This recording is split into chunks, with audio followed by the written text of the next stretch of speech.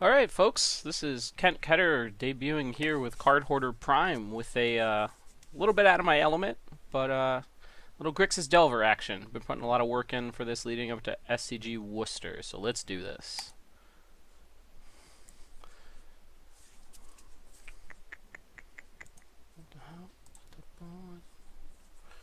So, most of you probably noticed, looks like I had lost match one. That was against, I think, the Mexican sensation, who literally has my number upwards and downwards every time we play.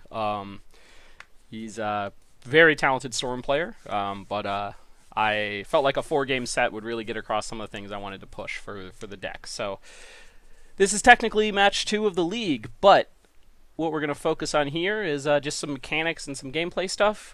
So on the blind, a hand like this, Triple Wasteland, like high opportunity for punish, but if he's on Storm or anything of non-basic requirements, meaning like not the mirror, this hand is just absolute blank. I feel like most of the time we can do better on a 6 if we're offered this, so we're going to toss this back. Okay. Now, this hand is obviously about the same as the previous one, but we've got the probe, which I think folks really kind of misunderstand what it's supposed to be doing. Giving the information while also, cantripping us into another card is great. This Pyromancer on top is going to set us up real well. So, one thing I started to notice now that I've started to actually play a good series of games, the scry mechanic just seems so ridiculous on the draw.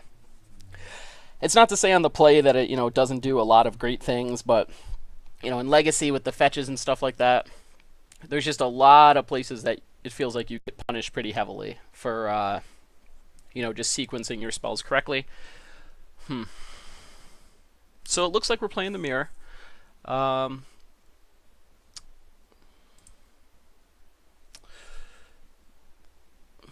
really like to save the probe to be able to get the counter off the Pyromancer. The upside is I can always probe to see if he has the daze, but the token's definitely better than the info. I don't think we instantly lose if he dazes the bolt in the fear of we'll daze back, so let's push for that line. You'll notice the mana base is 3-2-1. Something that I've started to kind of pick up on is the importance of trying to retain at least the one of a specific source in the deck. It's really unfortunate when you have to cast something like a Ponder to sequence, and then you realize you just don't have access to a specific thing in your deck. Alright, so he's on the Wasteland draw. I wonder if he's going to... Okay. So it looks like we're very close to the mirror, if not the actual mirror. 4, 5, 6. So we're not quite there in regards to being able to run out the Angler. So we're just going to run out the non-basic, pass back. One thing that I'm fortunate enough getting to work with some of the guys on the team, Noah Walker is working with us, and he has absolutely pioneered, solved, resolved, and hashed this deck over and over again. And I love his approach to this matchup. In game 1, you still have some cards you don't really care about, but you get to be the Jun deck. And that is insane. Just feels absolutely bonkers level insane. Okay.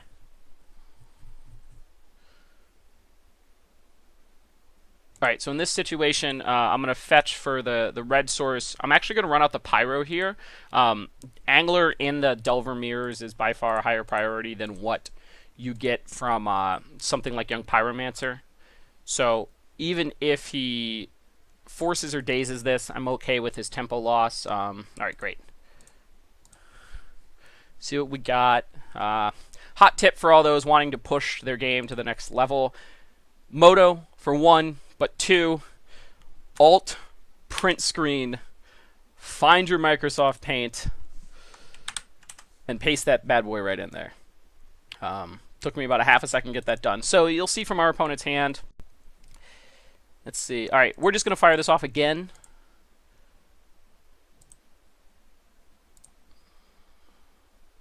Get the extra token in. Great. So next turn, we're going to be looking at a pretty solid sequence of...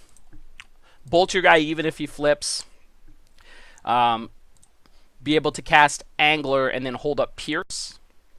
We're also not... Okay, so he's got the daze here.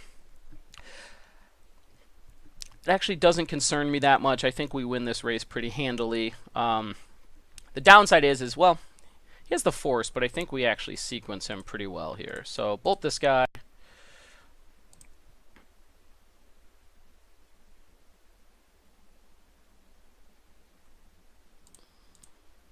So he pitches the daze. So we pierce the Force. Apologies for the notifications. And yes, I have seen Lupine Prototype. All right, so that pretty much locks that up. The Game 1 matchups are really about who can start the race. So in this matchup, and going back to Noah's emphasis on the cards that matter, you become the Jund deck post-board. Or you become a Jund type deck post-board. Let's see, so...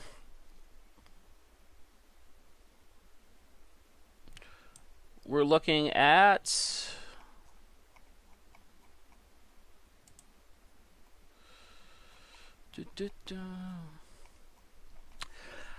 Dark Blast, Fork Bolt, Painful Truce. I've had a few opponents ask, hey, well, it's a life race, blah blah blah. It's really not.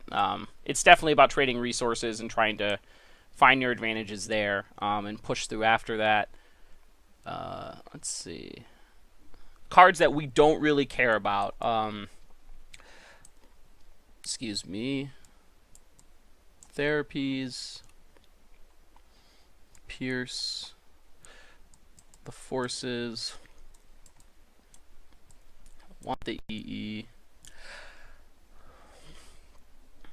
And I'm pretty sure we're also going to be cutting a Daze and bringing in both Pyros. Hit the cantrips. So this is the general start that I look at here. I'm going to verify some with notes. Yes, understanding intrinsically how to board and how to move from there is really, really important. But in the end, I think what really matters is your ability to adapt and understand what your opponent's doing. Yeah, so we're going to take the Forces out. 2-for-1s just aren't really worth it. We can bring in enough answers to their threats. Therapy just doesn't do anything in the later game. Spell Pierce, while I had an application there. Your hope is that, or the understanding is that they're going to cut those counter spells.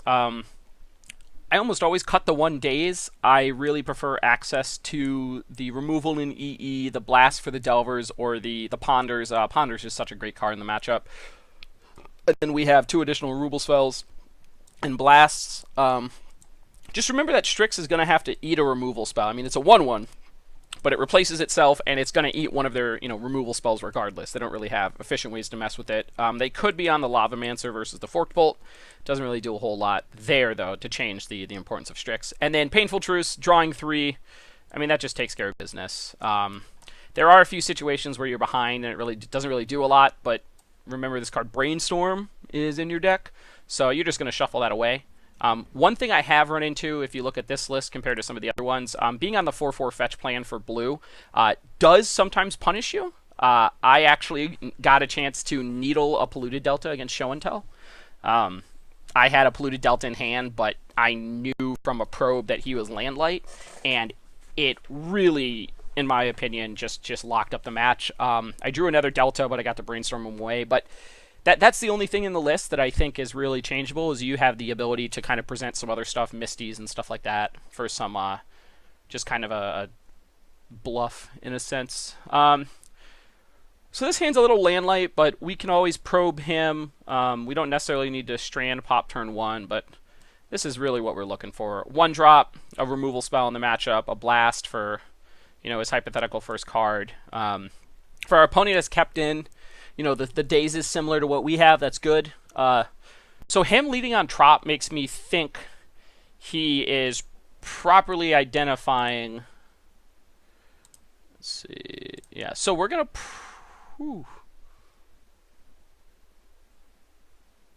We're going to probe first. If he wants to Daze that, he is more than welcome to. Okay. So we kept in the Therapies. It looks like our opponent is going to be on the Pyromancer Therapy the turn after. He is holding up a force here to possibly pop the Shaman. I don't really like this plan.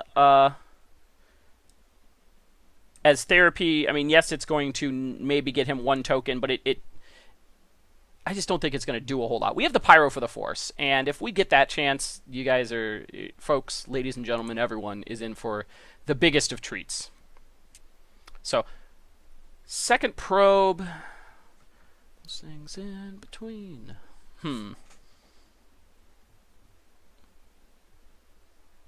So I'm definitely running out the Deathrite Shaman here. Do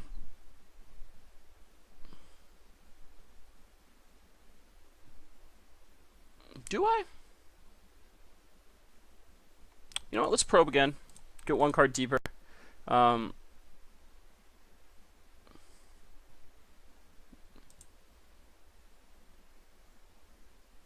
So my issue is if we Deathrite Shaman, we have to get UC, and then if he wastes or bolts it, he has Bolt with Force Protection. That's fine. So we're gonna go blue-black here. I mean, my end state is that I'll probably end up having to maybe Naked Brainstorm, which is terrible. Terrible, terrible, terrible. Please, folks, don't do that. Oops, trying to increase my motor proficiency here. Click spell, pay costs, much more efficient, less clicking. It's lots of fun. So my hope is he forces here, and then we can daze. If that's the case, I would confirm at that point that our opponent is just kind of misidentifying the important cards in the matchup. The good news is that if he wants to bolt here, he has to give up his fetch and not cast like the Brainstorm first. I mean, we'll let him cast the Brainstorm first. I mean, if he forces back on our days, we're good there. If this hand had the Ponder as opposed to the Brainstorm, this line would be 100% correct. It would require both a specific sequence to fight our Shaman and then a Ponder on the untap to... well, he would have to have another card on the untap to really punish it.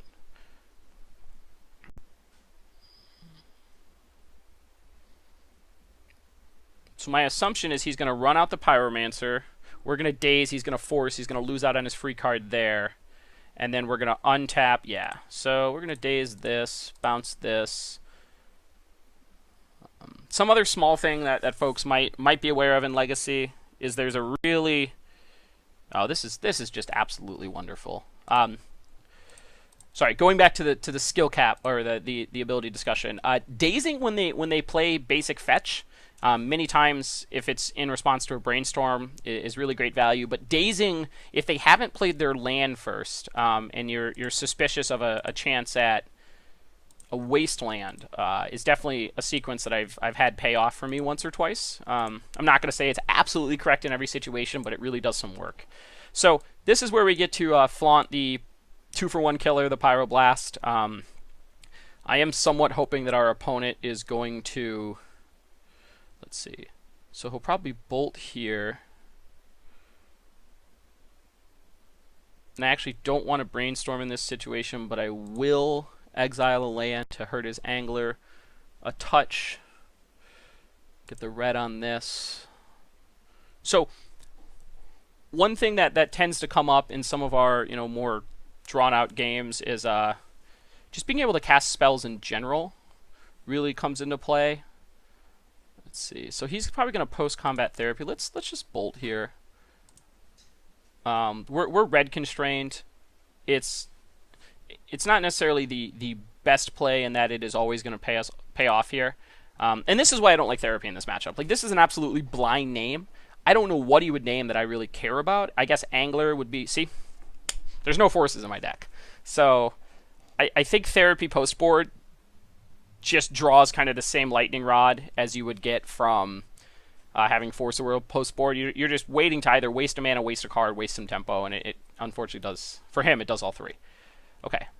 So he knows our hand. I actually think in this case there's merit to Brainstorming on the upkeep. I don't always want to do that with the Delver deck. Like, I really value Brainstorm getting me the maximum amount of draw, but our opponent has tilted that he is wanting us. So let's go Let's actually hide the Dark Blast. We'll put the bolt on top. We'll reveal the bolt, draw that, play the volcanic, and we're in great shape. No shuffle's okay in this situation. Most of the time, yes, you really, really want that shuffle, but we will take it. We'll take just basically the draw or it's a bad cantrip. At this point, our opponent is on Force Brainstorm X. He's shown us the rest of his opener that we had, referencing my lovely Microsoft Paint picture, and the power of Gitaxian Probe. So his pause there, if it was a in-life tournament, I would probably assume he's trying to bluff like a dismember or something. Online, we'll just assume he was, reading something else. Okay, I'm actually going to absolutely give him this. I'm going to attempt to bolt it into turn. If he forces it, we're fine. We untap. We have Dark Blast on top.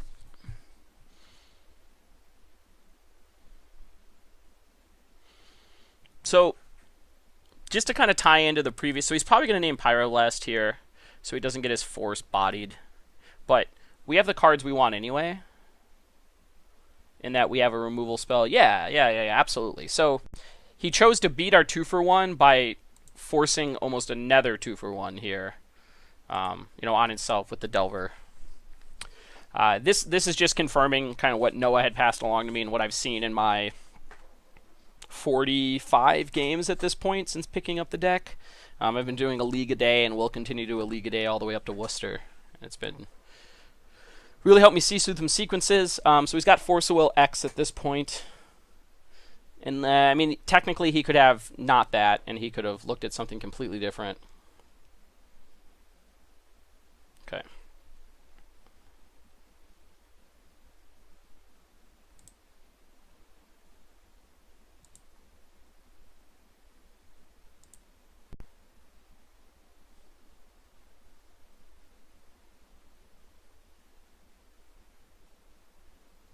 So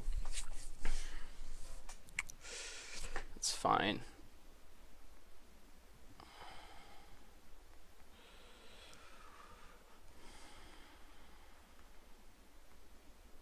So I'm actually fine with trading, like if our opponent wanted to just trade damage here.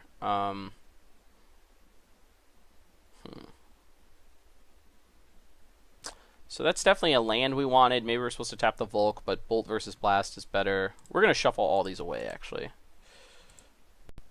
Heyo! Big old hit.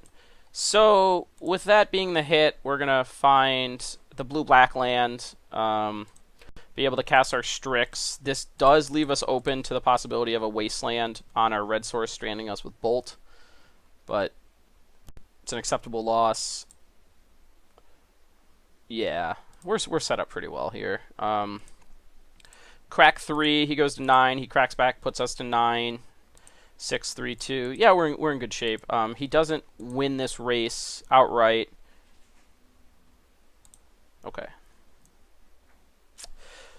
So the most important takeaway that I am annotating from this match, because I write down everything I see.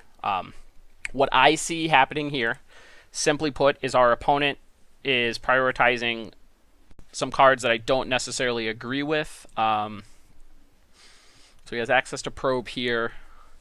This just sets us up really well for the... I think we're actually going to upkeep Dark Blast, buy back the Dark Blast. We're going to block here, make this trade because it's all upside for us. And then we're going to actually Dark Blast you. That way if he takes care of it there. So, give you guys a quick summary before we sign off from this video and start on the next one. This pregame and postgame matchup, our opponent was a little too all-in on specific threats, and in the first game, his hand just didn't seem to pan out as well as ours, even though we were on one land. We got the Deathrite Shaman going, which was the extra mana, and we just had a really high interactivity. in the second game, I absolutely believe this was the nature of our boarding plan feeling better than what the opponent brought to the table. Having access to cards like Pyroblast and Dark Blast really give us the ability to squeeze the most out of our cards without giving up 2-for-1 advantages.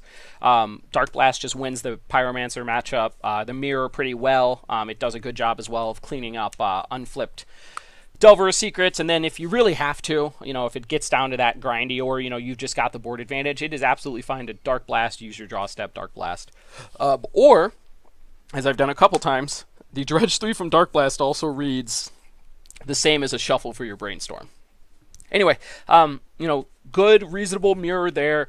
I think our opponent's draws were as expected for the cards that he chose to keep in his deck post-board. But I think we identified that being a little cheaper, having some more 1-mana stuff, and obviously having perfect information with Gitaxian Probe, it let us just position a lot better.